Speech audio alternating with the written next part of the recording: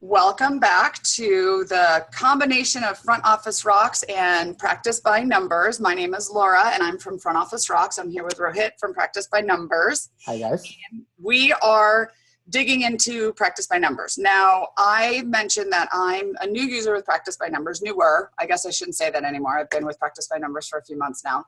The software is amazing. It gives you a lot of information, a lot of data. The thing that I like the most about Practice by Numbers thus far, I have a list, but is I've never had a way to track opportunities prior to finding Practice by Numbers in a real measurable way. So for example, I'm with EagleSoft in my practice and I would print out a report and I would tell my girls, here's outstanding treatment or here's patients who need recares, call these patients. But I had no way, if I wasn't there watching them do it or getting reports from them, I had no way to track it. With Practice by Numbers, I now can easily pull opportunities that our team can help to fill the schedule, and I can track that it's happening. I can see the results. I can see, are we converting patients who haven't been in a while or patients who have treatment. So we're going to talk about now at this point, RevenueIQ and opportunities that it pulls out for our team. So I never hear there's no one else to call, because I can't stand that when my staff say there's no one else to call. There's always somebody to call. So do you want to give us the overview or start telling us a little bit more about RevenueIQ? Yeah, absolutely, Laura. And I think we did another video of RevenueIQ, Yep. I think 2 or 3 weeks ago.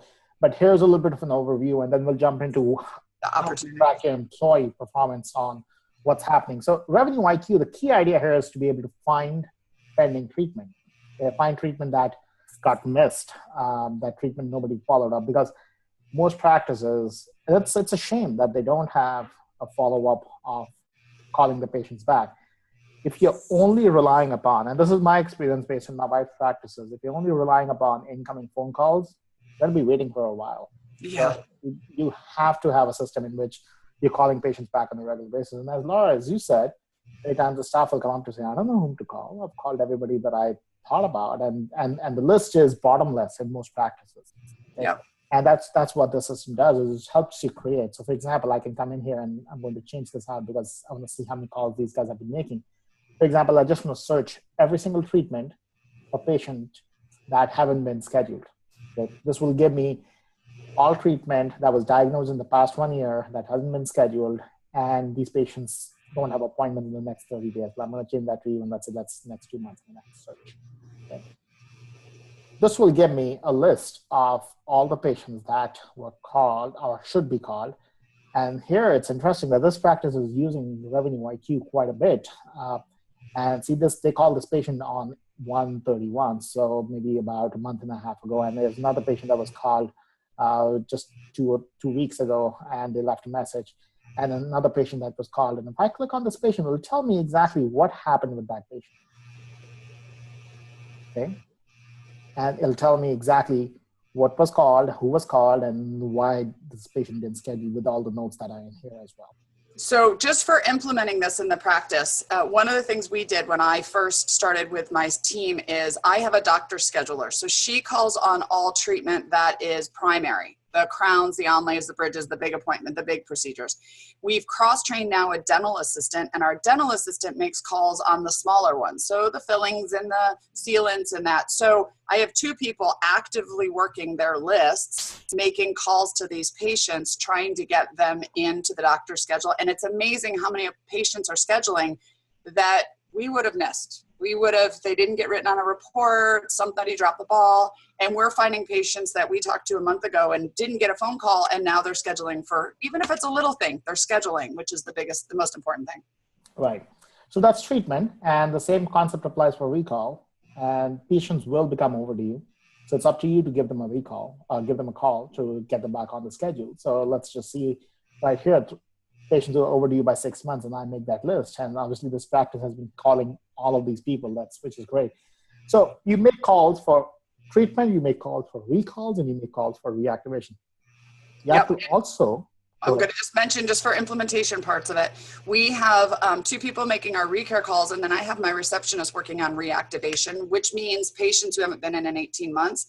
There's different verbal skills you use when you're reactivating a patient versus somebody who's overdue. So we actually sat down and talked about what should be said on calls that are reactivation versus what should be said on calls for recalls that are overdue. Right. Right. And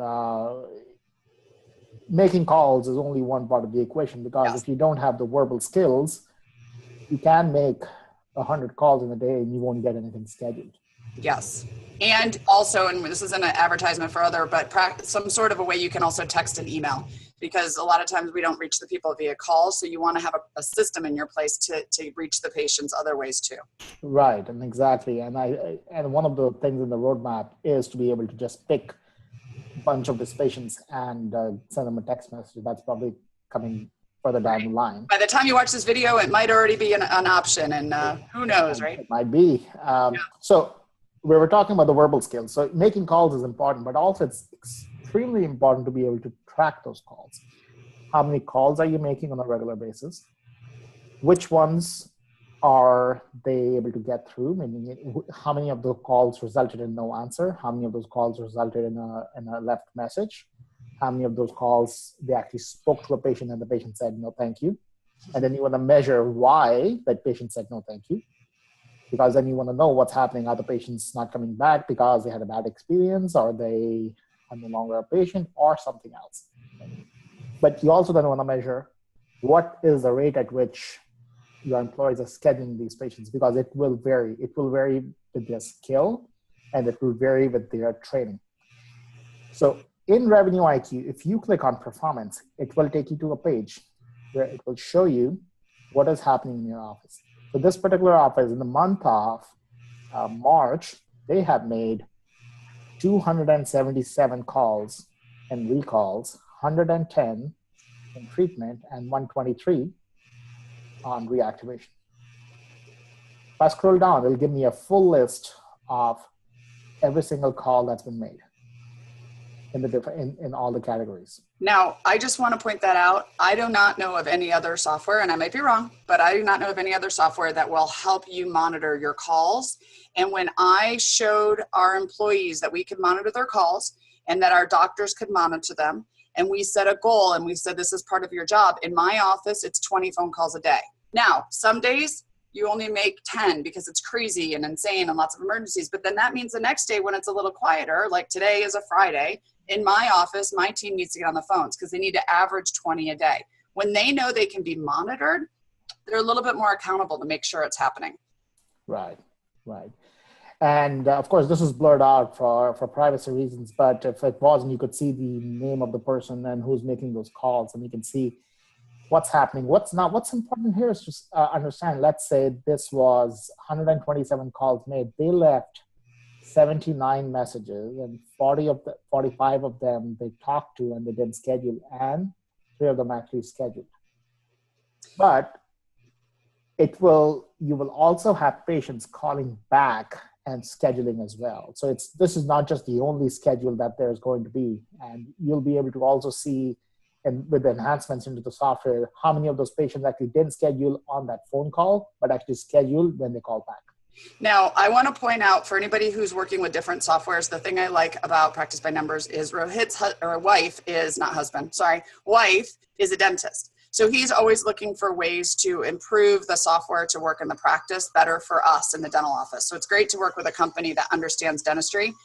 And they also take enhancement requests. So right here live, Rohit, I would love to have an opportunity to put in here sent text message or email, because so we know that we left a message and we texted them, or we left a message and we emailed them, because that's the systems I have in my office. So I'm hoping in a future update, if somebody watches this, you guys heard it from me first, that would be something that would be good for us in the office.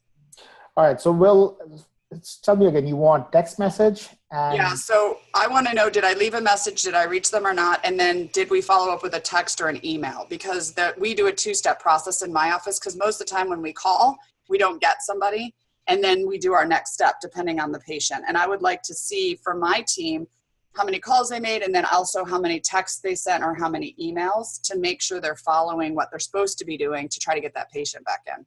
Okay, we'll get that added in the next few weeks. It was my idea. I just want everybody to remember that. All right.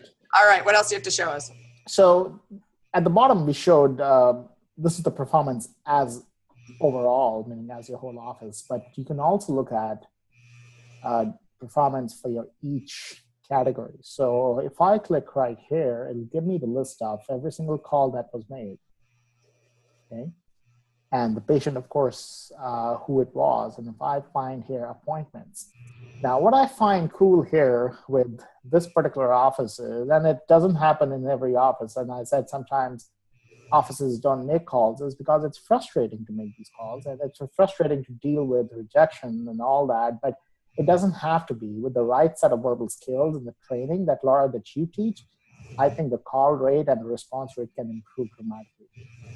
And I'm not sure which office this one is, but if I see right here, there are many cases in which the patient, when they talk to the patient, either they left a message or the patient didn't schedule, but there's still an appointment. So that means the patient called back eventually and made that appointment. And that's huge as well, because it's not just that with 100 calls, you'll talk to 3, you have to leave messages. And that's one thing that I think, Laura, you teach as well, is don't hang up when you call somebody.